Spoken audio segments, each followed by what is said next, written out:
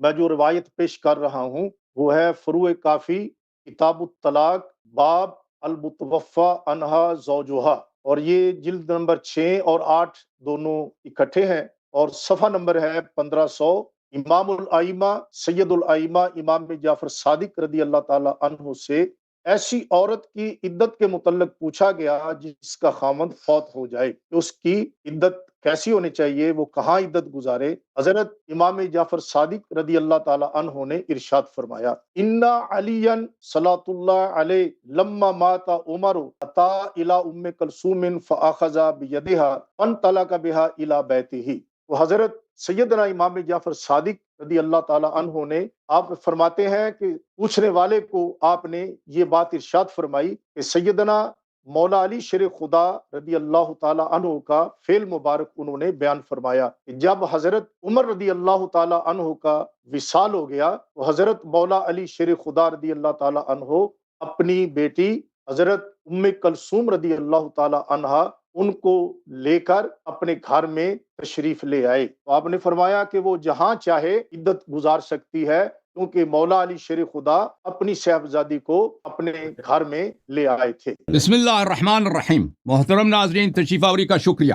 جب احادیث میں اختلاف ہو تو مرجحات کو دیکھا جاتا ہے۔ یہ قاعدہ ضرور علامہ مصطفیٰ نوری صاحب کو پتہ ہوگا کہ جب احادیث میں اختلاف ہو تو وہ حدیث جو صحیح ہو ہی نہیں سکتی، ٹھیک ہے نا، اس حدیث کو طرح کیا جائے گا اور دوسرا حدیث جو مرجحات جس کی تائید کرتے ہیں اس کو لیں گے۔ اور اگر دو احادیث میں ایسا جمع ممکن ہو کہ کسی کی طرح کسی کو چھوڑنا نہ پڑے تو وہ زیادہ بہتر ہے، ٹھیک ہے نا۔ تو انہوں نے حضرت امام جعفر صادق علیہ السلام کے ایک حدیث کو تو نقل کیا، دوسری حدیث کو نقل نہیں کیا جو کتاب الخرائج و جرائح میں ہے۔ یہاں پر اس کتاب میں میرے محترم ناظرین عمر ابن عزینہ رضی اللہ عنہ جو ایک بہت بڑے شیعہ قوم کے جماعت کے اپنے امام جعفر صادق علیہ السلام میں بصرہ میں شیعہ قوم کے سردار اور بڑے عالم تھے، ان سے روایت ہے کہ امام جعفر صادق علیہ السلام نے واضح الفاظ میں کہہ دی کہ یہاں وہ جس بچی سے عمر صاحب کی نکاح ہوئی تھی وہ ایک یہودی جنیہ تھی۔ انہوں نے مزید احادیث انہوں نے چھپا دیا کتاب کافی سے کہ خلیفہ نے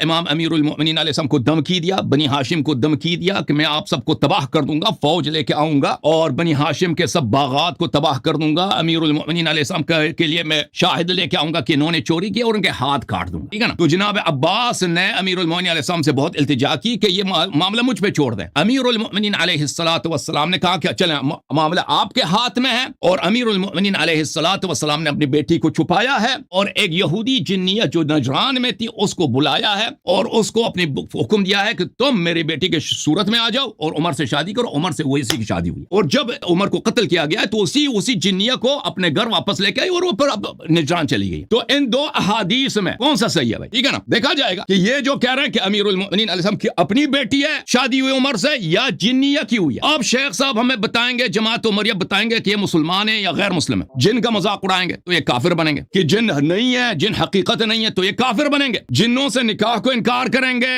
تو یہ کافر بنیں گے کہ ان کی اپنی احادیث میں موجود ہے۔ جن سے توالد کی بات کریں گے کہ جن اور انس میں اگر شادی ہو جائے تو اس کی اولاد ہوتی یا نہیں ہوتی، پھر کافر بنیں گے کیونکہ یہ قرآن کا انکار ہوگا، ان کے احادیث کا انکار ہوگا۔ یہ بتا دیں کہ اس میں حرج کیا ہے کہ امیر المؤمنین علیہ السلام نے جنیہ سے شادی کرائی ہوگی اور یہ حدیث 100% صحیح ہے۔ اس کی وجہ کیا ہے؟ میں شیخ صاحب سے یہ سوال کرنا چاہ رہا تھا، انہوں نے مجھے سوال نہیں کرنے دیا کہ کیا یہ سمجھتے ہیں کہ پنجتن پاک رسول اللہ صلی اللہ علیہ وآلہ وسلم علی ابن ابی طالب سلام اللہ علیہ، یہ لوگ شریعت اسلام کے پابند تھے یا پابند نہیں تھے؟ شیخ صاحب، یہ لوگ کیا شریعت اسلام کے پابند تھے یا پابند نہیں تھے؟ اگر یہ کہیں گے کہ یہ لوگ امیر المؤمنین علیہ السلام پنجتن پاک شریعت اسلام کے پابند نہیں ہے تو ان کا کفر ثابت، ٹھیک ہے نا۔ ان کا اعتراف کرنے پڑے گا کہ ان کی شریعت کے پابند تھے۔ تو اگر شیخ صاحب یہ سن لو، اگر امیر المؤمنین علیہ السلام شریعت اسلام کے پابند تھے تو شادی جنیہ سے ہوئی ہے، شادی چڑیل سے ہوئی ہے، ان کی بیٹی سے نہیں ہوئی ہے۔ دلائل بے پناہ ہیں،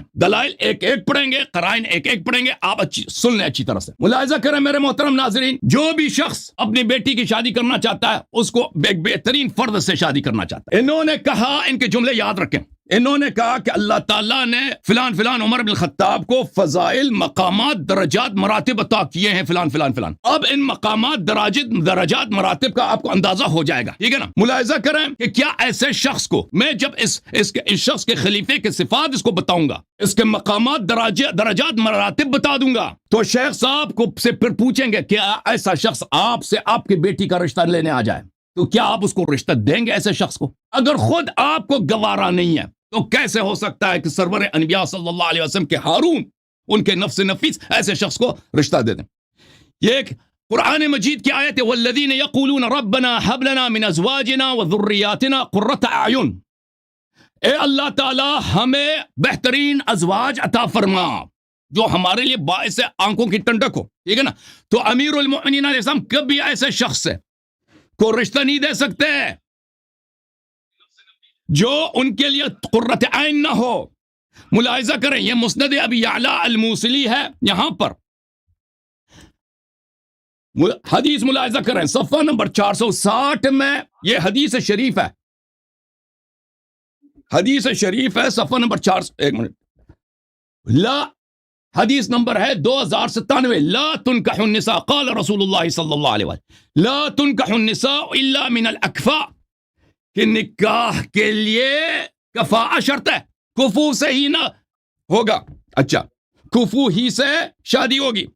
اور پھر یہ جامع ترمذی ہے، یہاں پر جامع ترمذی جزء ثالث میں ترمذی صاحب نے روایت کی، ابو ہریرہ نے رسول اللہ صلی اللہ علیہ وسلم سے روایت کی ہے، اذا خطب الیکم من ترضون دینہ وخلقہ اذا فزوجوہ، اگر آپ کے پاس رشتہ آ جائے جس کے دیانت سے آپ راضی ہیں اور جس کے اخلاق سے راضی ہو تو اس کو رشتہ دیا کرو. شیخ صاحب، رسول اللہ صلی اللہ علیہ وسلم کی یہ حدیث ہے کہ نہیں ہے؟ امیر المؤمنین علی مرتضی علیہ السلام شریعت کے پابند ہیں یا نہیں ہیں؟ ہیں، پابند ہے نا. تو تزویج بیٹی کی کب ہوگی؟ اس شخص سے ہوگی جس کے پاس خلق ہو، اخلاق کا حسنہ اور دین ہو. اگر نہ دین ہے شیخ صاحب، آئے ہائے ہائے ہائے، مقامات، مراتب، فضائل، درجات کا ابھی پتہ چلے گا. ہائے ہائے ہائے، بھاگنا نہیں آپ نے.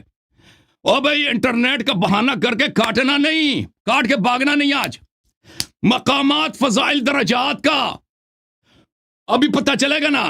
ابھی آپ اللہ یاری کے ہاتھ لگے ہیں شیخ صاحب. اس شخص سے شادی ہوگی، اس شخص سے رشتہ دیا جائے گا جس کا دین و اخلاق رہو. اگر دین نہیں، اخلاق نہیں ہے تو اس کو رشتہ نہیں دے سکتے.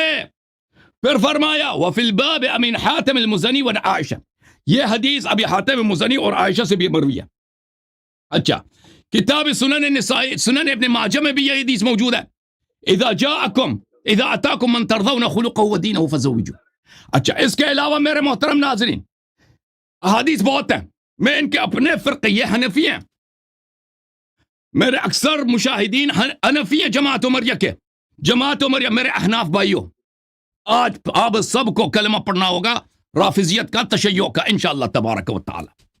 کیونکہ جس موضوع کا انہوں نے انتخاب کیا ہے ہم مجبور ہیں بتائیں کہ یہ شادی ہو ہی نہیں سکتی، کیونکہ جس شخص سے کے پاس کفاءت نہیں ہے، نہ دیانت ہے نہ اخلاق، اس سے شادی کیسے ہو سکتا ہے؟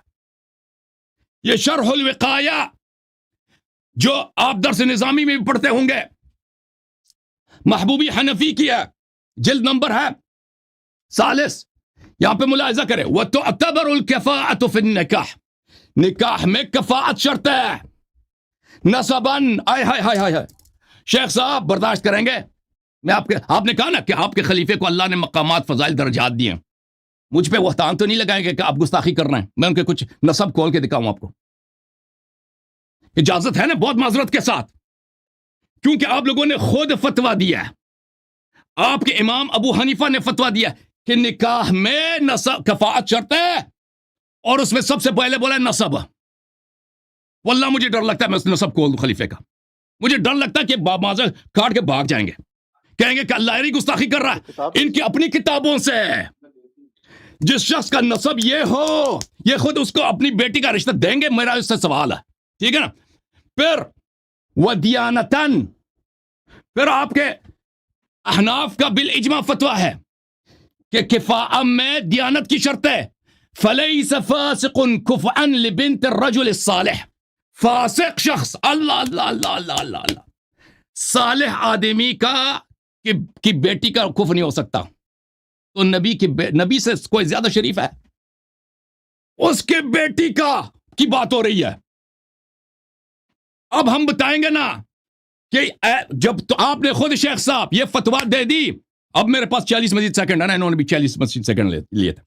اچھا، یہ کتاب ہے الہدایہ شرح بدایت المبتدی.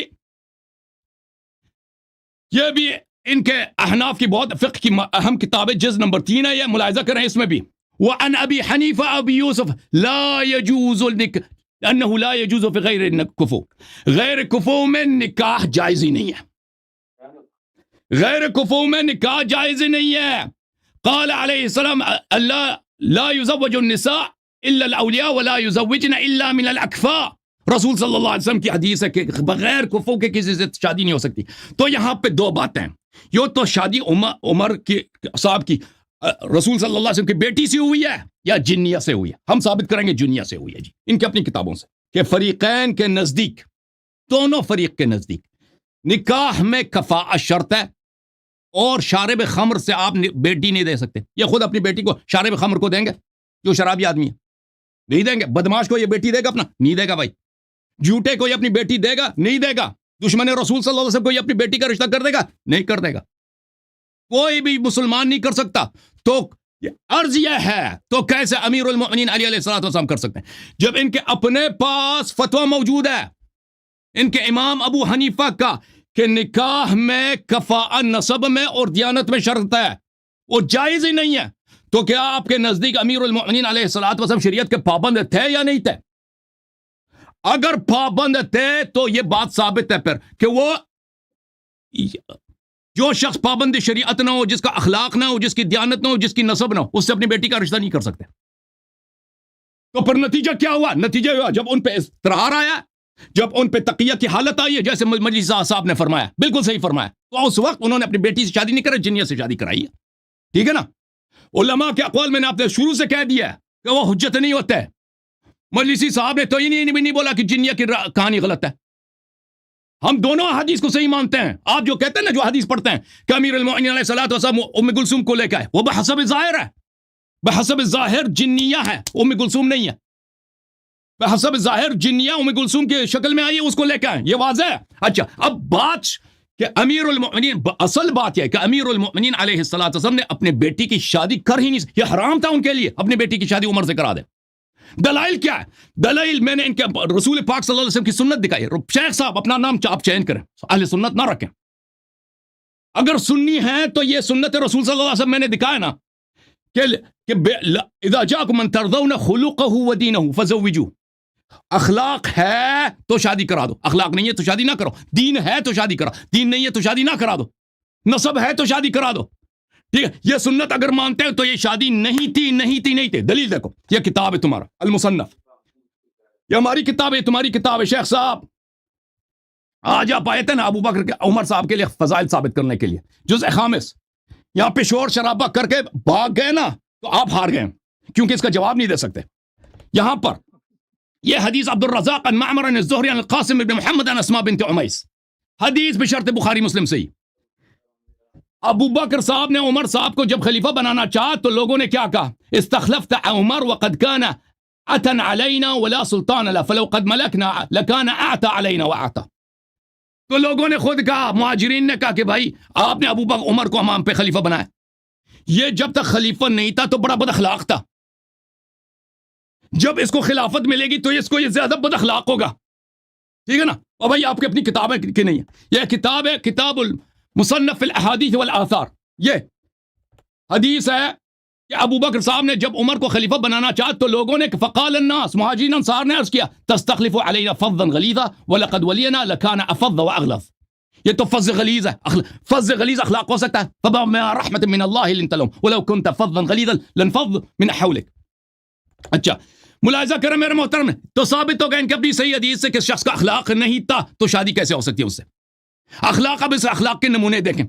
یہ وہ شخص تھا جو جنگوں میں کفار سے بھاگتا تھا، مدینے کے گلیوں میں عورتوں کو مارتا تھا. یہ کہ ملاحظہ کریں آپ اس کے اخلاق. آپ موضوع پہ رہیں سر. موضوع یہی ہے.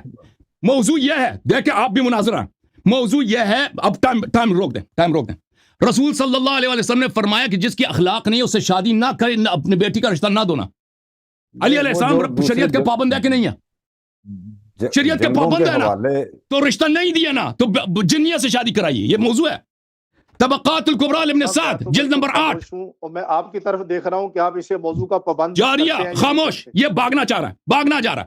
جاریتن, یہ مکے میں مسلمات اولات میں سے خاتون تھیں, بنت عمرو بن معمل, اسلمت بمکہ قدیما. عمر صاحب سے پہلے یہ مسلمان ہوئے تھے. وکانت ممن يعذب فی اللہ, یہ وہ مسلمہ ہیں جو اللہ کے راستے میں ان کو عذاب کیا گیا ہے. وكان عمر بن الخطاب قبل أن يسلم هو الذي يعذبها ليردها عن الإسلام فيعذبها. اس خاتون کو جو کسی کی کنیز تھی, عمر سارا دن اس کو مارتے تھے تاکہ اس کو دوبارہ کافر بنا دے. حتی یفتر, عمر اتنا مارتے تھے اس کو کہ عمر خود تک جاتا تھا. پھر کہتا تھا واللہ ما ادعوك الا سامہ. پھر عمر کہتے تھے کہ میں نے تمہیں اس لیے چھوڑ دیا, اب نہیں مارتا مزید کیونکہ میں تک گیا ہوں. روزانہ اس کا کام تھا مکے میں اسلام سے پہلے عورتوں کو مارنا. اچھا, اسلام کے بعد کیا حالت ہے بھائی؟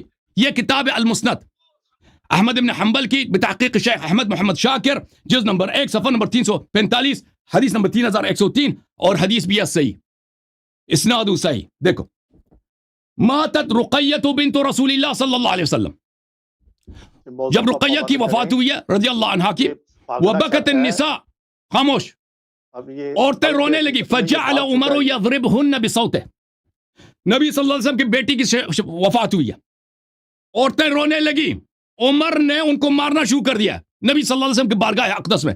فقال النبی صلی اللہ علیہ وسلم دعہن یبکین, عمر چھوڑ دو, کیوں مارتے ہو, رو رہے ہیں یہ لوگ. یہ اخلاق ہے بھائی ایسے شخص کو. اب میں مزید اب سنتے جاؤ اس کے اخلاق. تاریخ المدینہ المنورہ, یہ ملاحظہ کریں, تاریخ ابن شبہ, ان عمر سمع بکاء فی بیت فدخل معه غیره. عمر نے گھر سے رونے کی آواز سنی, ایک آدمی کو ساتھ لے کر اس میں گھس گیا. فامال علیہم ضربا, اس طرح ان کو مارنا پیٹنا شروع کیا. بھائی جس یہ دو تین آپ نے حوالے دیے نا, 2-3 حوالے ہی رکھیں, حوالے جتنی میری مرضی کے, میں جتنا ایک شخص کو میں ثابت کروں کہ اس کی دیانت نہیں, اخلاق نہیں ہے. جواب بھی سر لینا ہوتا ہے نا. میری مرضی, میرا ٹائم ہے, وہ جتنے اپنی ٹائم میں. اب میرا ٹائم کیوں ضائع کر رہا طارق بھائی؟ نہیں, بہتر ہے طارق بھائی میرا ٹائم ضائع نہ کرنا پلیز. تھوڑے حوالے پلیز رکھیں تاکہ جتنے میں مرضی حوالے دے دوں بھائی, جتنا میرا ٹائم اتنا ہی اس کا ٹائم ہے نا. میں عرض کیا تھا کہ یہ کوئی شرط تھا پہلے شروع سے کہ میں حوالے کم دے سکتا ہوں, زیادہ نہیں دے سکتا بھائی, تاکہ ان کی سند کا متن کا ان کی ایک کبھی جواب نہیں دے سکے گا, ایک کبھی جواب نہیں دے سکے گا. فامال علیہم ضربا حتى بلغ النائف ضربها حتى سقط حمارا. وہاں پہ ایک عورت رو رہی تھی, سب کو مارنا شروع کیا. ایک عورت کو اتنا مارا ہے کہ اس کی بیچاری کے حجاب نیچے گر گئی, چادر نیچے گر گئی. وہ آدمی جو عمر کے ساتھ تھا, جب اس نے دیکھا اس کے حجاب خراب ہو گئی ہے تو وہ پیچھے ہٹ گیا. فقال عمر اضرب فانها نائحة ولا حرمة لها. کہتا ہے یہ کیوں رو رہی ہے, اس کو مارو, اس کی کوئی حرمت ہی نہیں, مارتے جاؤ, کیونکہ یہ کیوں میت پہ رو رہی ہے. کتاب المصنف فی الاحادیث والآثار عبد الرزاق کی, جلد نمبر 2, ملاحظہ کریں یہاں پر کہ ایک دفعہ یہ ام میمونہ رضی اللہ عنہا کے گھر میں گھس گیا ہے عمر لوگوں کو مارنے کے لیے. ام میمونہ زوجہ رسول صلی اللہ علیہ وسلم اپنی خلافت کے دوران, پیغمبر کے وفات کے بعد.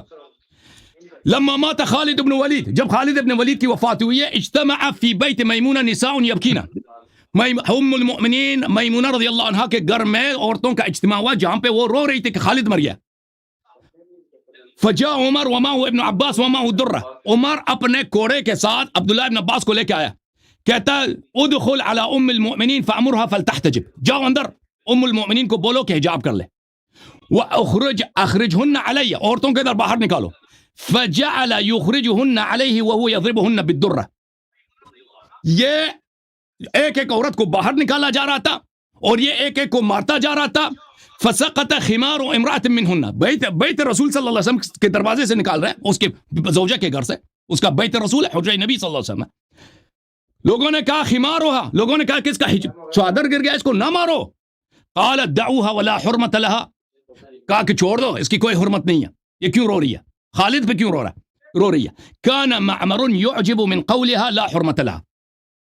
معمر ابن راشد ازدی جو بہت بڑا محدث ہے یہ کہتا ہے عمر کی بات سے اس کو بہت تجربہ کہ عمر کیسے جرأت ہوئی عمر کو کہ کہتا ہے کہ اس کو مارو اس کی کوئی حرمت نہیں ہے. اب دیکھو یہی شخص جو مدینہ کے گلیوں میں عورتوں کو مارتا تھا وَاسْتُسْعِدُونَ وَلَا تَلْوُونَ عَلَىٰ أَحَدٍ وَالرَّسُولُ يَدْعُوكُمْ فِي أُخْرَاكُمْ. ایسے شخص کو کیا کوئی رشتہ دے سکتا؟